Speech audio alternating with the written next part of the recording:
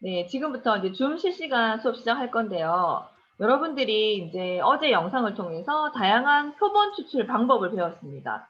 근데 지금은 제가 질문식으로 해서 여러분들이 얼마만큼 이해했는지를 확인하면서 가볼게요. 자, 줌 추출 방법은 크게 두 가지가 있습니다. 어떤 추출 방법과 어떤 추출 방법이 있나요? 표본 추출 방법. 크게 두 가지로 나눌 수 있습니다.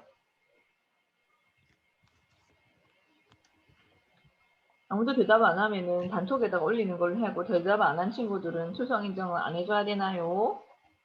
그러면 안 되잖아. 자, 표본 추출 방법은 크게 두 가지로 나눌 수 있습니다. 이렇게 따진다 그러면 댓글만 달고 지금 영상 수업을 안 듣고 있는 건데 그러면 안 확률적 되는데. 표본 추출 방법하고 비확률적 표본 추출 방법이 있습니다. 네, 맞습니다. 건이가 대답했니? 자, 크게 이렇게 확률적인 표본 추출과 비확률적인 표본 추출을 나눌 수 있어요. 이것들의 차이는 뭘까? 설명할 수 있는 친구.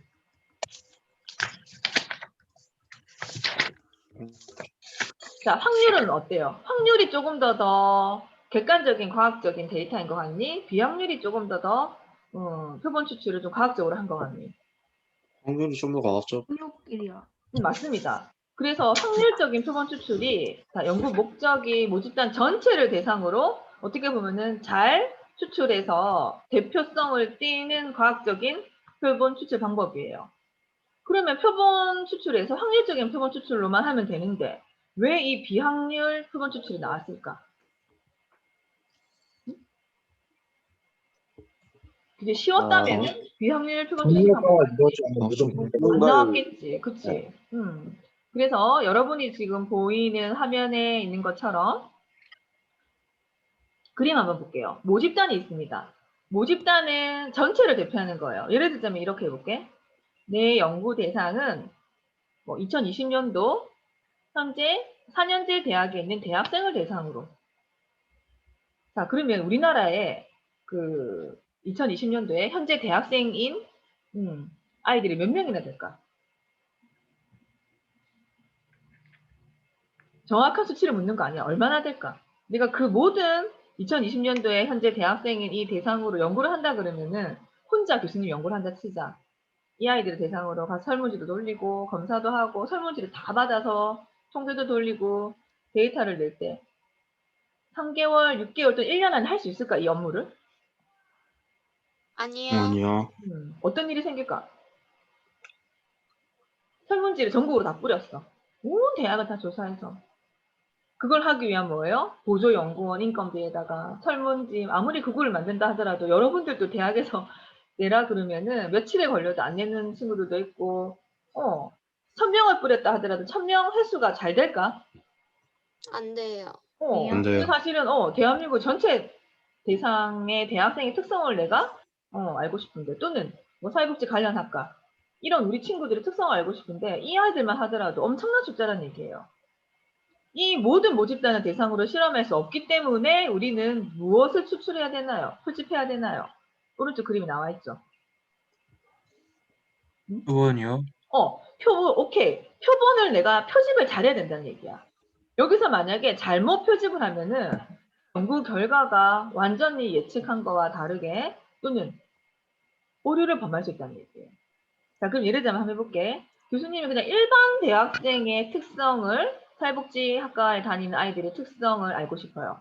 현재 우리 사회복지학과의 이 대학생들이 자아존중감이 어떻고 자기 효능감이 어떻고 어느 정도인지를 내가 알아보고 싶은데, 자, 여러분들 우리가 이제 유원대학교 사회복지 상담학부의 안에 있는 친구들 중에서도 자아존중감이랑 자아효능감 이런 거를 교수님이 이제 검사 도구를 돌려서 수치를 받아봤어요.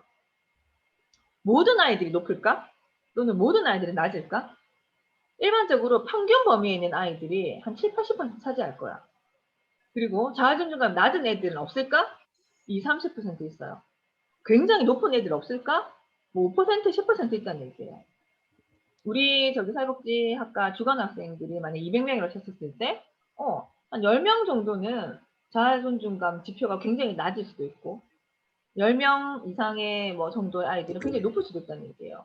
자, 그러면 우리가 표본을 추출할 때 이 고르게 분포된 아이들을 초이스를 잘 해서 오면 되는데 내가 잘못 표본을 표집하게 되는 확률이 있을 수 있다는 얘기야. 예를 들자면 어떻게 교수님이 뭐 이렇게 지도 교수로서 상담을 해봤을 때 친한 아이들 위주로 나는 200명을 다 검사를 못 하겠어. 연구하기 너무 힘들어. 한 20명 정도로만 대상으로 나는 표본을 추출해서 연구를 하겠어 했었을 때 이 20명이 200명애들 중에서 교수님 지도 학생들로만 친하게 상담하고 이런 애들만 초이스를 하면 어떤 일이 생길까? 정확하게 대표성을 띠는 아이들의 특성을 모두 다 반영할 수 있을까? 없어요. 그런 오류를 범할 수 있다는 얘기. 또 예를 들자면은 그냥 우리가 비대면이니까 구글 설문지를 200명한테 이제 돌리는데 선착순 20명만 나는 받겠습니다 하면은 어때요? 이런 검사나 이런 거에 좀 성실하고 이런 아이들만 20명 하게 되겠지. 아무리 전화하고 해도 안 하거나 아르바이트가 바쁜 애들 같은 경우는 또 표본에 추출 안 될 가능성이 상당히 높죠. 그래서 여러 가지 이런 이유 때문에 연구자들은 늘 고민을 해야 된다는 얘기예요.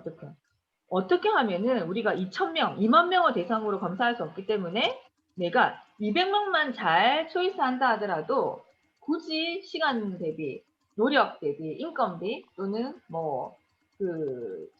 많은 사람들을 대상으로 뭡니까? 많은 기간 동안 해야 되는 이 에너지 낭비를 줄이면서 2,000명의 특성을 200명으로만 내가 잘 표본 추출할 수 있을까를 늘 고민을 해야 된다는 얘기예요. 그렇게 고민을 하다 보니까 여기 지금 여러분이 학습을 해야 되는 것처럼 여러 가지 표본 추출 방법들이 나오기 시작한 거라는 얘기야. 자, 그러면 아까도 다시 돌아가서 말하면 확률적인 표본 추출이 어떻게 보면은 전체를 대상으로 잘 대표를 하고 잘 추론을 해서 이런 추출 방법을 하면 되는데 그렇게 하기란 쉽지 않기 때문에 비확률적인 표본 추출이라 하더라도 우리는 연구를 하는 게 목적이기 때문에 또는 좀 타당한 연구를 하는 게 목적이기 때문에 힘들게 해가지고 연구를 뭐 2개 할 거 맞죠? 많이 못하게 되는 것보다는 2개라도 우리는 제한된 기간 안에 하면 많은 연구물들이 늘어나면 또 그것 또한 확률상 높아지기 때문에 연구를 조금 더 바람직한 방향으로 수월하게 개인의 연구자라도 연구를 수행할 수 있게끔 표본 추출을 확률은 아니지만 비확률이라도 해서 타당성을 높이자라고 나온 것들이 바로 이 비확률적인 표본 추출 방법이에요. 자, 물론 확률적인 표본 추출과는 다르게 대상의 범위나 이게 크지 않고 소그룹에 초점을 맞추는 거가 되긴 한다는 얘기야. 아까도 말했던 거예요. 교수님 뭐 2만 명을 대상으로 연구하라 그러면 난 아신다도 안 한다. 뭐 2년, 3년, 5년 걸릴 수도 있다. 그런데 예를 들면 200명, 500명 정도에서 뭐 관련 연구를 한번 수행해 보세요 한다 그러면은 충분히 뭐 200명, 300명 정도는 난 할 수 있겠다 해서 비확률적인 표본 추출이라 하더라도 이 소그룹에 초점을 맞춰서 집중적으로 난 연구를 하겠다는 얘기죠. 그래서 우리는 이 2가지 방법을 다 하셔야 되고요. 국가 프로젝트라든지 뭐 국가에서 수행하는 사회복지 전반 뭐 정책 과제 이런 거 같은 경우는 돈도 많고 인력도 많고 시간도 어느 정도 길게 주기 때문에 확률적인 표본 추출로 하는 경우가 많아요. 그런데 뭐 교수다 아니면 연구 그룹이다 또는 뭐 한 학교의 대상이다 이런 경우에는 아무래도 비확률적인 표본 추출을 선택할 확률이 높겠죠. 자, 그래서 확률적인 표본 추출을 여러분들이 많이 만날 가능성이 없기 때문에 간단히 살펴보고 여러분들이 실제로 사회복지 현장에서 또는 연구를 수행할 기회가 많아요. 프로젝트도 해야 되고 할 때 비확률적인 표본 추출을 하게 될 가능성이 많기 때문에 그것은 좀 자세히 설명을 드리도록 할게요. 자, 확률적인 표본 추출 방법에는 어떤 것들이 있었니 얘들아? 첫 번째 단순 무작위 표본 추출이요. 네, 맞습니다. 그냥 단순 무작위 표본 추출인데 모집단의 각 구성 요소가 동일한 추출 확률을 갖고 있어요. 퍼센트가 똑같다는 거야. 교수님이 영상에서도 이렇게 쌀바구니 얘기를 했는데 이 쌀알을 모두 검사할 수 없잖아. 이 쌀이 좋은 쌀인지 아닌 쌀인지. 그럼 어떻게 합니까? 쌀을 흔들겠지. 골고루 섞은 다음에 어떻게? 한 바가지를 퍼서 요 쌀을 밥을 지어보면 이게 좋은 쌀인지 아닌 줄 아는 것처럼 이렇게 무작위 표본 추출은요. 모든 각 구성 요소가 동일한 확률이라고 생각해서 그중에 일부를 난수표 같은 거를 통해서 추출한다는 얘기예요. 추첨이라고 생각하면 되죠. 그 부분의 일부. 그 다음에 2번째 표본 추출 방법은 뭐가 있습니까? 승화 표본 추출. 네, 표본 승화 추출. 표본 추출 방법입니다. 이거 같은 경우는 앞에서 배우셨던 단순 무작위 표본 추출 약간 변형한 거야. 왜? 그렇게 하다 보니까 추출된 이 아이들이 검사에 응하지 않거나 여러 가지 변수들로 누락되면은 이것 또한 확률상 제대로 그 확률적인 표본 추출 방법이라 볼 수 없기 때문에 약간 연구자가 관심 있는 특정 소그룹 단위를 좀 추정해서 보장을 하는 조건으로 만드는 거야. 그래서 예를 들자면은 전국에 있는 대학교를 대상을 할 수 없기 때문에 우리가 충북으로 한정한다든지. 그럼 아무래도 내가 영동에 있기 때문에 충북으로 다닐 가능성이 많잖아. 이런 식으로 좀 약간 특정 그룹으로 약간 축소시켜서 어느 정도 유원대 학생들이 추출될 것을 보장하는 것. 이런 방법으로 층화 표본 추출을 한다는 얘기예요. 자, 그래서 이때 모집단을 중복되지 않게 여러 그룹으로 나눠요. 뭐 부산 지역, 서울 지역, 충남 지역, 충북 지역 이렇게 해서 그중에서 나는 대표성을 띠는 충북을 대상으로 표본 추출을 해서 무작위 추출을 하겠다. 이런 식으로 하는 거. 그래서 앞에 거보다는 약간 소집단, 하위 집단으로 크기를 약간 적절하게 내가 조절하는 거. 이게 바로 층화 표본 추출입니다. 그 다음에 세 번째, 또 확률적인 표본 추출 방법은 뭡니까? 군집 표본 군집 표본 추출. 이제 표본 요것은 오히려 추출. 더 군집단이에요. 거기 구체적인 예를 먼저 볼게요. 자, 종합복지관을 이용하는 사람들. 자, 내가 전체 대학생 또는 우리나라 국민 전체 또는 뭐 20대 이렇게 굉장히 포괄적이지 않지. 어떠한 뭡니까? 대표성을 띠는 대상을 좀 줄이는 거야. 예를 들자면은 4학년 학생들 중에서 여대생 이런 식으로. 여기 나와 있는 것처럼 종합복지관 이용하는 사람들을 한정하는 거야. 자, 이런 경우에 종합복지관을 선정할 필요가 있겠죠, 조직에서. 어디를 선정할 건데?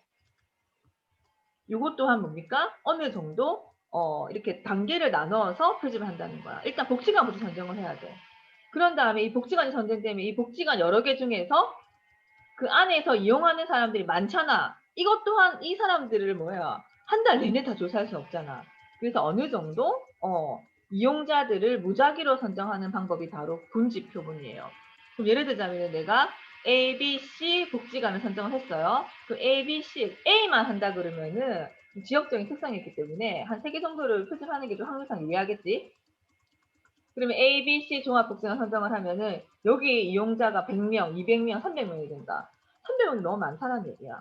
굳이 이걸 다 할 필요가 없다는 거지. 그러면 예를 들면 무작위로 이 100명 중에서 나는 30명만 추출하겠다. A 복지관에서는. B 복지관에서는 한 30명, C 복지관 30명. 그러니까 각각 나누어서 뭡니까? 30명, 30명씩 추출한다는 거죠. 어쨌든 그러니까 군집이에요. 종합복지관을 먼저 선정한 이 군집 안에서 무작위로 추출하는 방법. 자, 이런 것들이 확률적인 표본 추출 방법이고요. 자, 마지막 체계적인 표본 추출 방법입니다. 이것은 모집단에 구성된 모든 구성원들이 표본에 추출될 확률이 똑같지는 않아요. 왜? 순번대로 또는 이렇게 앉아있는 그 자릿수대로 하기 때문에. 그래서 누가 어떤 자리에 앉을지 모르는 거야. 그러니까 순서가 어떻게 정해질지 모르는 거야. 거기 아래에 있는 얘처럼 임의의 n에 해당되는 정수, 숫자를 정한다라는 거예요. 그래서 몇 번째 사람들만 추출하겠다, 이렇게. 근데 나름대로 체계적이죠. 우리가 쌀바구니에서 그냥 한 쌀을 떠서 얘네들만 검사를 하는 게 아니라 어느 정도 이렇게 순서대로 나열을 한다는 얘기예요. 1번부터 1000번까지. 그럼 어떻게?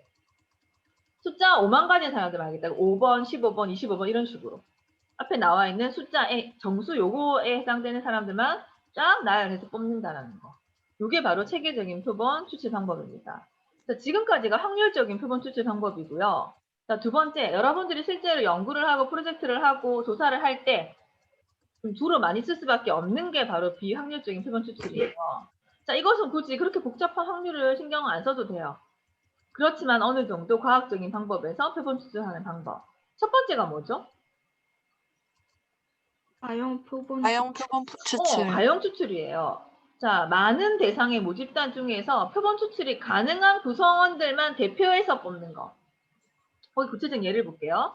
사회복지 사업을 이렇게 수요조사를 하는 경우가 있대요. 특정 종합복지관을 출입하는 사람들을 대상으로 나는 서베이 조사를 하겠어. 자, 예를 들자면 내가 영동 지역의 사회복지 종합복지관을 조사를 했는데 5개가 나왔어요.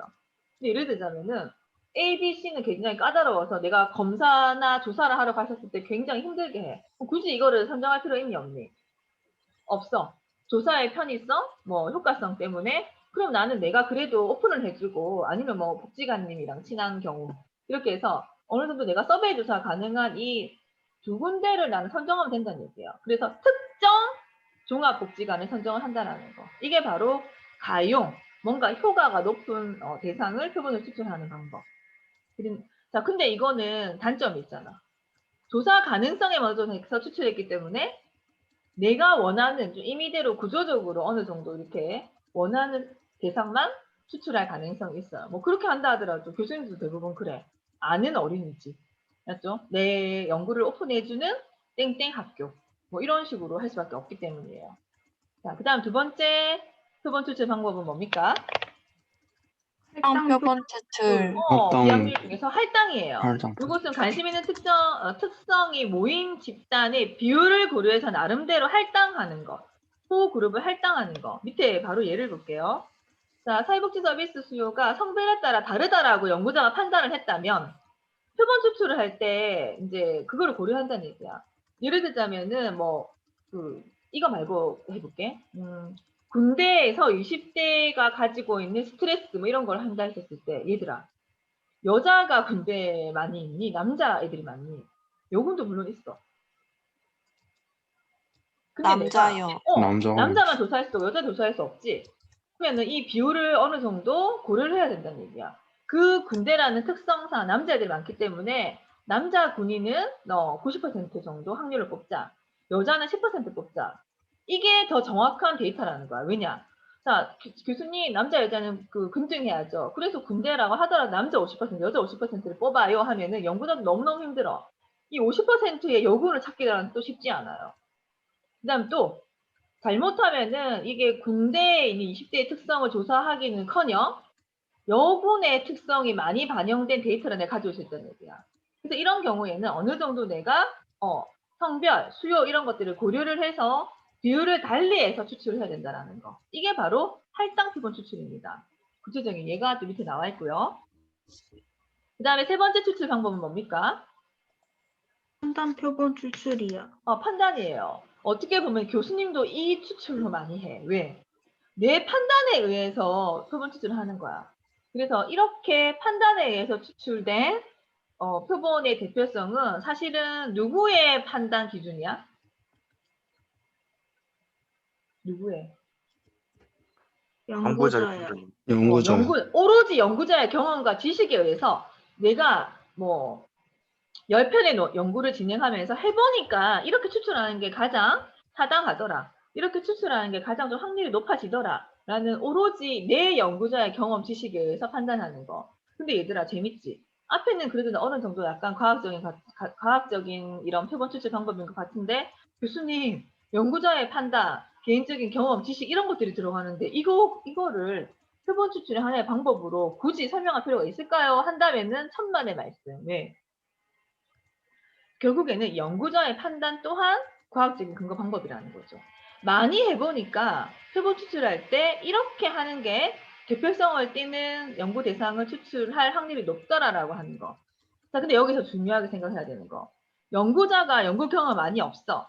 이 사람들의 경험이나 지식에 의해서 판단해서 표본 추출을 한 걸 우리 믿을 수 있을까? 연구자가 연구를 한두 번밖에 안 해봤어. 경험이 없어. 또 이들의 연구 경험과 지식에 의해서 판단한 표본 추출을 우리는 믿을 수 있을까? 아니요. 힘들다. 그래서 단서는 붙어요.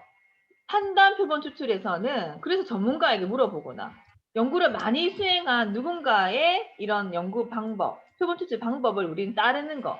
그래서 교수님은 위험할까 봐 어떻게 하냐면 다른 선행 연구들에서 이렇게 해서 했더라라는 근거를 가지고 와서 나는 표본 추출을 한다는 얘기지. 그렇게 해서 어쨌든 사람, 연구자의 판단에 의해서 표본 추출을 하는 방법 또한 우리는 비확률적이긴 하지만 표본 추출 방법 중에 하나로 들고 있습니다. 자, 지금까지 여러 가지 확률적인 표본 추출 방법, 비확률적인 표본 추출 방법 배우셨어요. 이제부터는 이 각각의 장단점 또는 연구를 수행할 때 어떤 식의 표본 추출을 하는 게 좀 더 유리한지에 대해서 여러분이 조금 고민을 하셔야 되고요.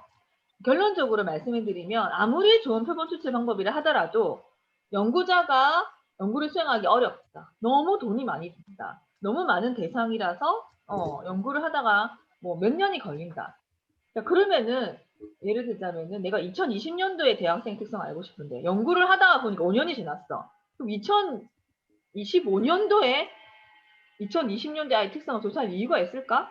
의미가 없다라는 거예요. 그래서 연구는 타이밍, 그 다음에 내가 가지고 있는 자원, 어느 정도 표본 추출을 했었을 때 이 표본이 정확한 결과를 나한테 줄 수 있을지 이런 여러 가지들을 고려해야 되기 때문에 표본 추출 역시도 약간의 경험, 그 다음에 기존의 연구가들이 많이 했었던 방법 이런 것들을 고려해서 표본 추출을 하시면 됩니다. 자, 오늘 여기 지금 줌 수업은 여기까지 하는 걸로 하고요. 지금 댓글을 요즘에 굉장히 단순하게 다는 친구들이 있는데 조금 더 영상을 좀 보고 어차피 우리가 시험도 치고 사회국제 1급 시험도 쳐야 되잖아요. 그럼 4학년 됐었을 때 다시 공부하는 것보다 지금부터 개념이라든지 이런 방법이 있네라는 거를 여러분들이 좀 알고 그 다음 학기 수업을 들으시면 훨씬 더 유용할 것 같습니다. 오늘 줌 수업 여기서 마치는 걸로 하고요. 자, 지금 늦게 들어온 친구들이 있어서 기말고사 이 자리에서 다시 한번 정리를 해드릴게요. 기말고사는 중간고사처럼 똑같이 객관식 문제, 네, 또 줌으로 실시해서 볼 거고요. 자, 두 번째, 서술형을 친구들의 의견에 따라서 보기로 했습니다. 서술형은 말 그대로 여러분에게 점수를 주기 위한 거기 때문에 한데, 기말고사에서는요, 메일을 주고받고 교수님 채점해서 올리고, 이렇게 할 시간이 많이 부족하고, 다른 과목과 아마 기말고사 기간 겹쳐서 여러분에게 좀 더 많이 부담이 될까 싶어서 기말고사는 조금 더 당겨서 미리 이번 주 금요일에 문제가 올라갈 거예요. 그래서 여러분이 그거를 풀고 2주 정도의 시간을 드릴 테니까 답안지를 작성해서 교수님 이메일로 보내주세요. 그러면 보냈어요 교수님 땡땡 하면 안 돼. 중간고사 때도 그런 애가 있었다 그랬지? 그래서 교수님이 네, 채점을 하고 확인 메시지를 메일로 줄 거예요. 근데 이렇게 또 하면 안 돼. 교수님에게 그 시간을 줘야 돼. 친구들이 지금 56명이나 되기 때문에 읽어보고 채점하고 확인하고 파일도 저장하고 이런 시간이 있기 때문에 교수님 오늘 보냈는데 빨리 확인 답변 안 주세요. 안 해줘요. 그리고 자연스럽게 기말고사 기간까지 가면은 누구누구 안 냈네 체크를 해서 중간고사처럼 개별적으로 카톡이 갈 거예요. 이제 그때 그러면 체크해서 주시면 되고요. 2, 3주가 지났는데도 기말고사가 다가왔는데도 교수님이 이메일 답변이 없어야 하면 확인차 어떤 친구는 이거 마지막에 이거 이메일을 안 눌려서 자기네 보냈는데 나는 못 받은 경우가 있고 스팸에 들어가는 애들도 있더라고요. 그러니까 그런 것들을 체크해서 주는 걸로 하고 그 객관식은 기말고사 정해진 시간에 치셔야 된다고 합니다. 그래서 그때 기말고사 기간에 다시 공지를 하고 네, 객관식 시험을 칠 거예요. 중간고사의 시험을 다 친 애들이 상당히 많아요. 그래서 반 이상 정도는 전부 다 A 학점 그룹에 있고요. 기말고사 역시도 비대면이고 절대평가이기 때문에 웬만하면 1학년 때 성적을 잘 받아놔야 되더라. 그래야 장학금, 그 다음에 이후에 다시 재수강하는 일이 없어서 1학년 때 좀 탄탄하게 만들어 놓기 위해서 객관식 역시도 교수님이 예상 문제를 미리 드릴 거예요. 그래서 다음 주 이 시간에 줌 시간에는요. 지금까지 중간고사 이후부터 지금까지 배웠었던 이 범위에 해당되는 거 퀴즈 나갈 거고요. 요 퀴즈 예상 문제에서 기말고사 나갈 거예요.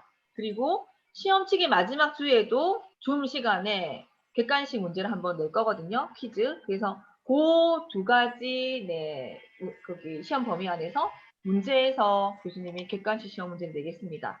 됐죠? 네. 네.